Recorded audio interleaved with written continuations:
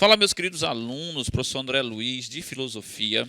E agora eu venho trazer a vocês exercícios sobre as aulas da filosofia medieval. Nós acompanhamos a patrística escolástica e agora vamos treinar um pouquinho com algumas dicas aí poderosas para vocês, para facilitar e deixar mais rápido o trabalho de vocês na hora do vestibular. Tamo junto, vem com a gente, show de bola!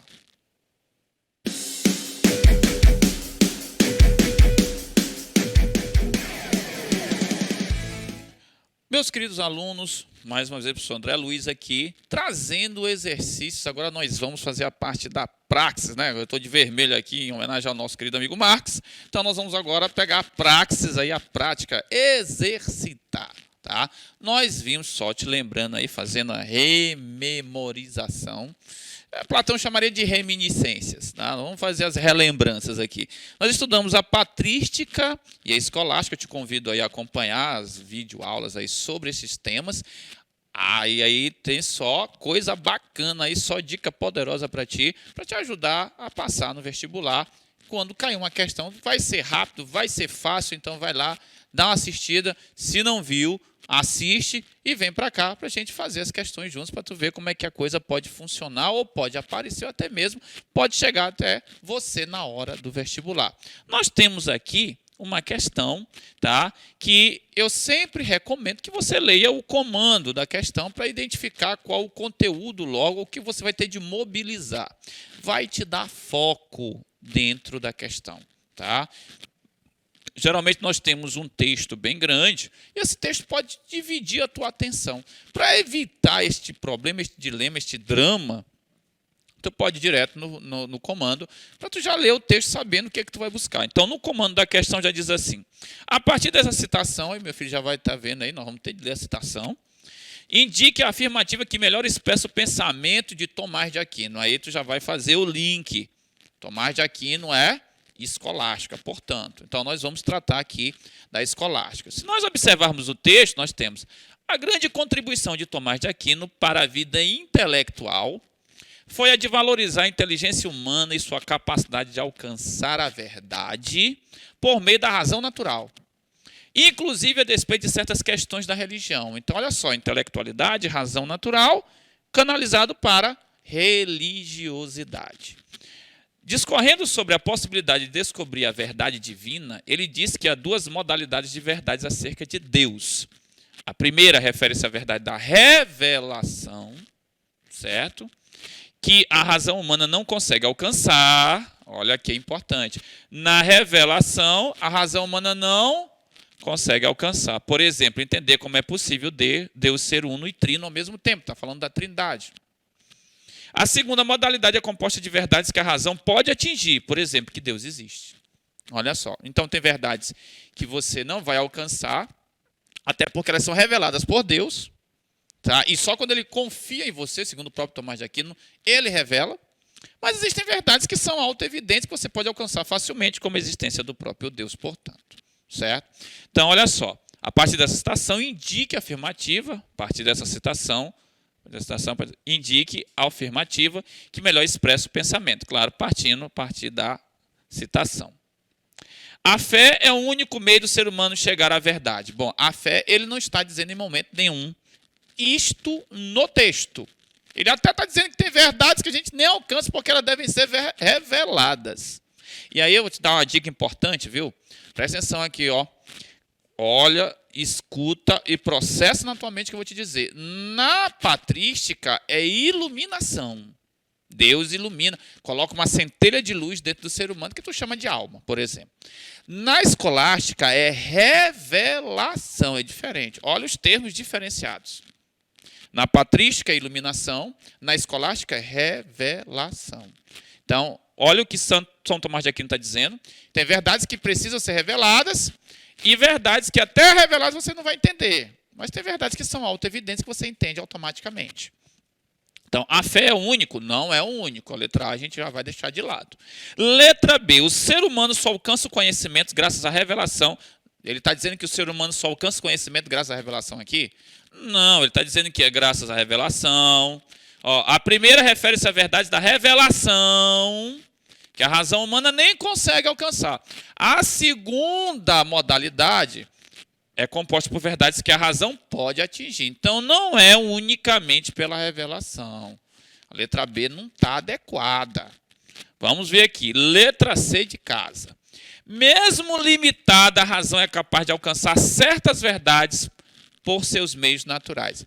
Bom, se você prestar atenção, a segunda modalidade é composta por verdades que a razão pode atingir. Então, ele não está descartando que a razão pode atingir verdades, mas ele está te dizendo que ela realmente é limitada. A primeira refere-se a verdades de revelação humana que não consegue alcançar. Então, a letra C até agora é a mais adequada. Porque apesar de limitada, ou seja, ela só alcança um determinado âmbito, certo? Outro não, mas ela pode alcançar alguma coisa. Então, a letra C aqui está um pouquinho melhor do que as outras. Ela se apresenta de forma mais contundente. Letra D. A filosofia é capaz de alcançar todas as verdades acerca de Deus. Olha só. Ele está dizendo que a primeira refere-se à verdade da revelação, que a razão humana não consegue alcançar, mas a segunda consegue. Então, não é através só, claro, as verdades de Deus podem ser alcançadas pela filosofia, não é só pela filosofia. O próprio Deus, através da revelação, também pode mostrá-la ou não. Então, a letra D, ela não se apresenta como algo muito adequado aí ao texto e ao que é proposto pela própria questão. Letra E. Deus é um ser humano absolutamente misterioso, o ser humano não pode conhecer nada dele.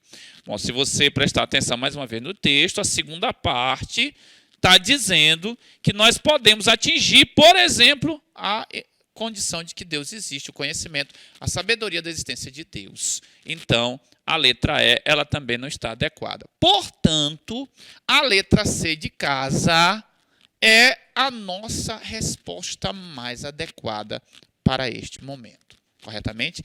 Letra C, C, o gabarito da primeira questão. Vamos à segunda questão, mais uma questão para a gente treinar rapidamente aí, tornar tudo mais fácil, cortar caminho, os atalhos do conhecimento famoso. Olha só. A filosofia de Santo Agostinho é essencialmente uma fusão das concepções cristãs com o pensamento platônico. Aí vem aquela intuição básica do conhecimento que nós já vimos na videoaula sobre a patrística, que fala que o quê? Santo Agostinho é representante, mas o filósofo é Platão, certo? Então, Santo Agostinho é o representante da patrística e utiliza o filósofo Platão, certo? Lembra que eu disse que ele cristianizou Platão. E na escolástica vale a mesma coisa. Se na patrística Platão foi cristianizado, na escolástica Aristóteles é cristianizado, portanto, certo? Então, mas aqui como se refere a Santo Agostinho, patrística, Platão. Então, olha só, subordinando a razão à fé, lá na relação entre fé e razão, na patrística fica muito claro. Quem é maior? A fé. Agostinho de Hipona afirma que existem, ou afirma existirem verdades superiores e inferiores, sendo as primeiras compreendidas a partir da ação de Deus. Como se chama a teoria agostiniana que afirma ser a ação de Deus que leva o homem a atingir as verdades superiores? Olha só, isso aqui tem a ver com a dica que eu acabei de te dar na primeira questão. Lembra que eu te disse o quê? Na escolástica, como é o nome, como é o termo, as verdades elas são encontradas auto-evidentemente pela razão. Existe um nível de verdades que a razão alcança, certo? Ela é limitada, mas ela alcança esse nível. E a outra, só a revelação de Deus é capaz. Na escolástica é revelação, correto? Na patrística, não. Na patrística, nós temos uma outra teoria. Na patrística, Santo Agostinho nos diz que Deus pegou uma centelha de luz, colocou dentro do barro, e aí, a partir daquilo, aquele barro ganhou vida. Aquela centelha de luz ela vai brilhar com o tempo. Isso significa dizer que você está nos caminhos de Deus. Se essa centelha de luz ela começar a se apagar, você saiu dos caminhos de Deus. E está, provavelmente, sabe você para onde que vai, tá? Então, aqui é teoria da iluminação. Nós vamos aqui buscar se ele está falando da luz, da centelha de luz, a luz é um conceito muito importante no platonismo, lembra? A luz fora da caverna, luz, ela, a luz que revela o conhecimento, que traz o conhecimento, que possibilita o conhecimento. Então aqui nós temos de encontrar a famosa teoria da iluminação. Olha a letra A. Teoria da predestinação. A teoria da predestinação é de Agostinho. A predestinação está em Agostinho. Mas não é isso que vai desenrolar o conhecimento. Teoria da providência. Essa aqui está fora. Teoria dualista. Essa teoria dualista é de Platão, não é de Agostinho. Ele é dualista, mas não é através de isto que vem o conhecimento. Teoria da emanação. Emanação, essa é boa. Mas não me parece muito adequada. Teoria da iluminação, até que enfim encontramos alguma coisa coerente. Se nós estamos falando de conhecimento, estamos falando de Santo Agostinho, nós temos de falar na teoria da iluminação, portanto. Então, letra E, gabarito da segunda questão, a nossa segunda questão, depois da primeira e da terceira, letra E, portanto. Correto? Na próxima questão que está aqui, esta questão, ela já vai trazer para a gente um contexto da escolástica. Então, vamos lá. A terceira questão diz a teologia natural. Segundo Tomás de Aquino, do século XIII, 1225-1274, é uma parte da filosofia. É a parte que ele elaborou mais profundamente em sua obra e na qual ele se manifesta como um gênio verdadeiramente original. Se trata da física, de fisiologia ou dos meteoros, Tomás é simplesmente aluno de Aristóteles. Vocês sabem muito bem que a escolástica ela tem uma tendência muito forte a beber na fonte da filosofia aristotélica. Então é fato que Aristóteles é o grande carro-chefe, que Aristóteles é a grande figura que vai ajudar Tomás de Aquino a construir a sua filosofia. Ele sabe pela fé para que limite se dirige, contudo, só progride graças ao recurso da própria razão. Isso de uma razão aristotélica, portanto, certo? Então, veja só, aqui nós temos a filosofia escolástica fundamentada pela participação de Aristóteles. De acordo com o texto acima, é correto afirmar que, vamos lá, a obra de Tomás de Aquino é uma mera repetição da obra de Aristóteles? Não, não é uma mera repetição.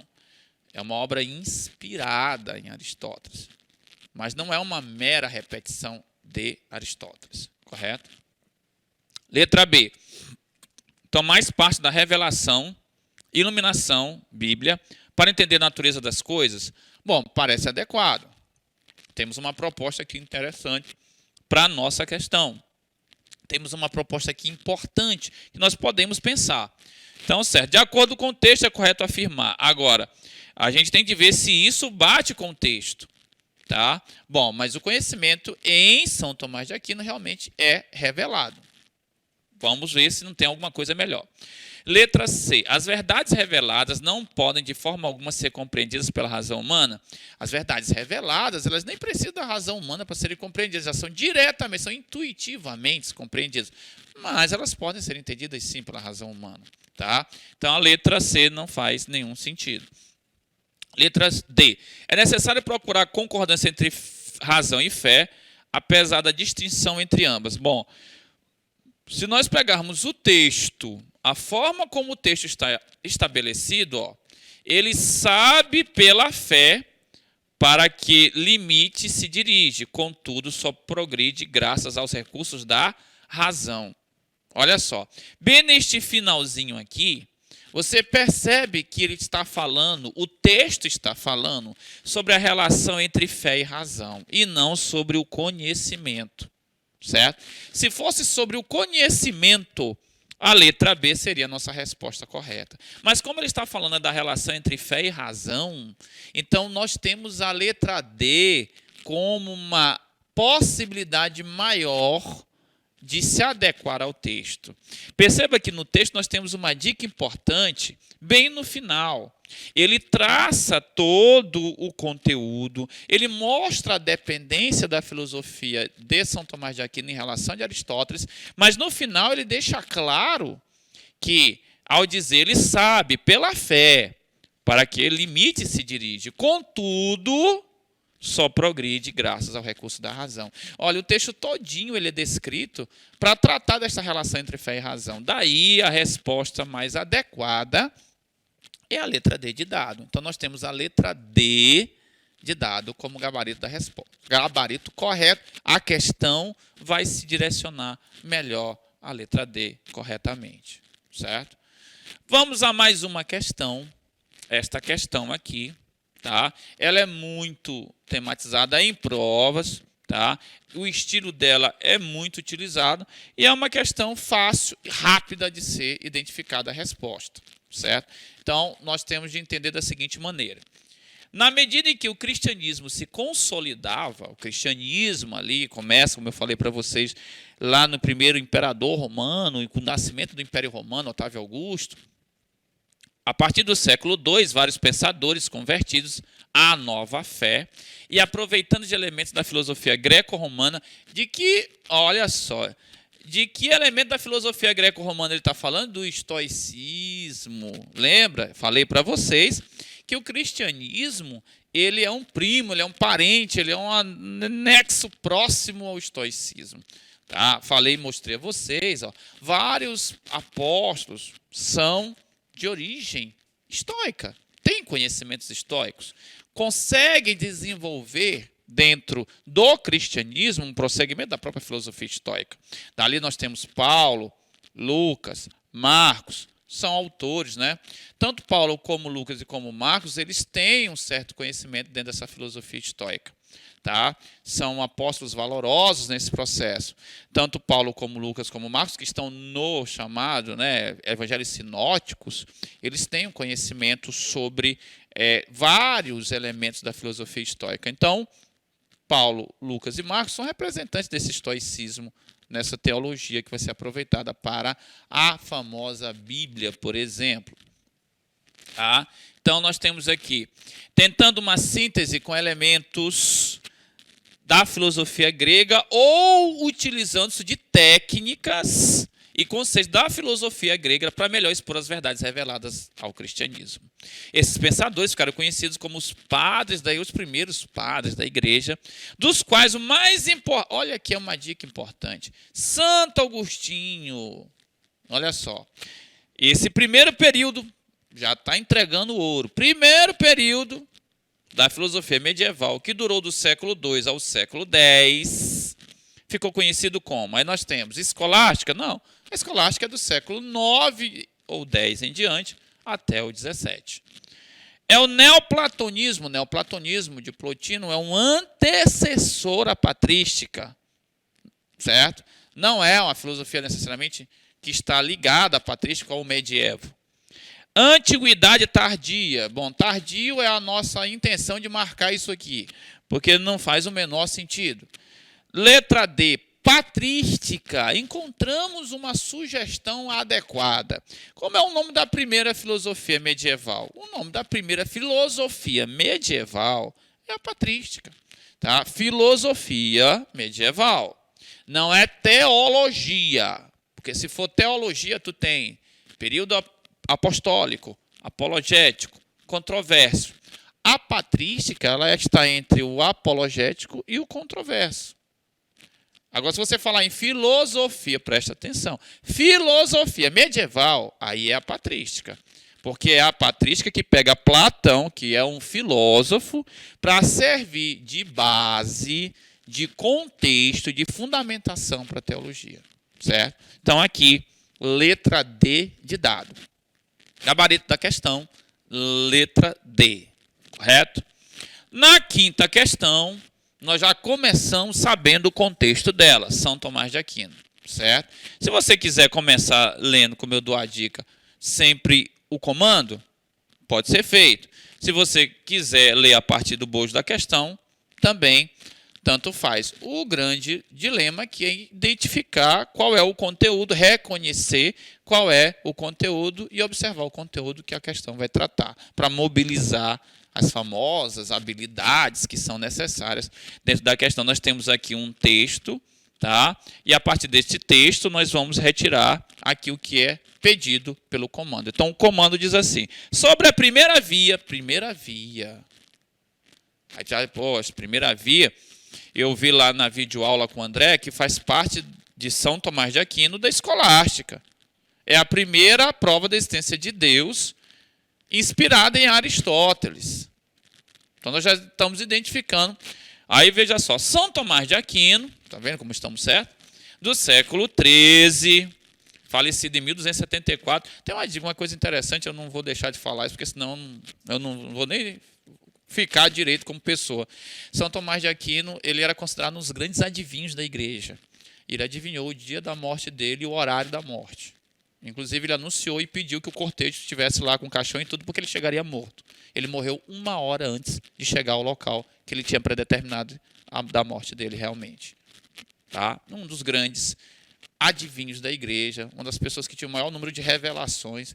Dificilmente falava, mas quando falava, todo mundo escutava, porque a palavra dele, geralmente, era muito de revelação divina. A primeira via afirma que os corpos inanimados podem ter movimentos por si mesmos. Assim, para que estes corpos tenham movimento, é necessário que algo os mova. Esta concepção leva à necessidade de um primeiro motor ou um motor imóvel.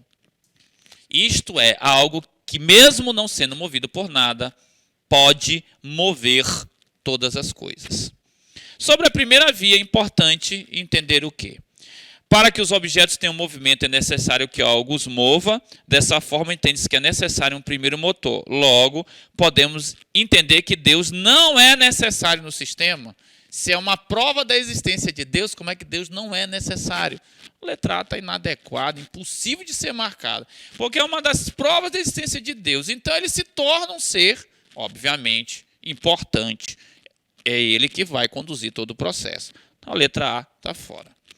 Para São Tomás de Aquino, os objetos inanimados movem-se por si mesmos e esses fenômenos demonstram a existência de Deus. Movem-se por si mesmos, não. Eles são movidos por uma força maior que não se movimenta, que é Deus. A letra B também está fora do contexto. Letra C.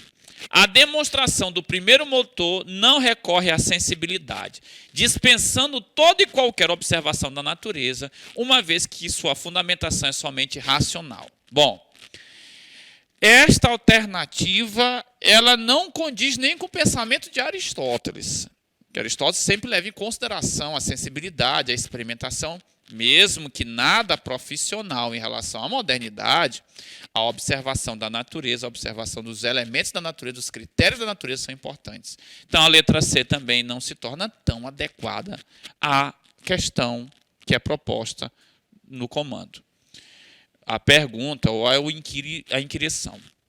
Conforme o argumento da primeira via, podemos concluir que Deus é um motor imóvel, o qual move todas as coisas, mas não é movido. Meus amigos, meus queridos alunos, aqui nós temos, com certeza, sem medo de ser feliz, com toda a alegria no coração, a questão resolvida. A letra D é o gabarito da questão. A letra D é a nossa salvação. A letra D é aquilo que nós devemos considerar como resposta correta. Portanto, tá?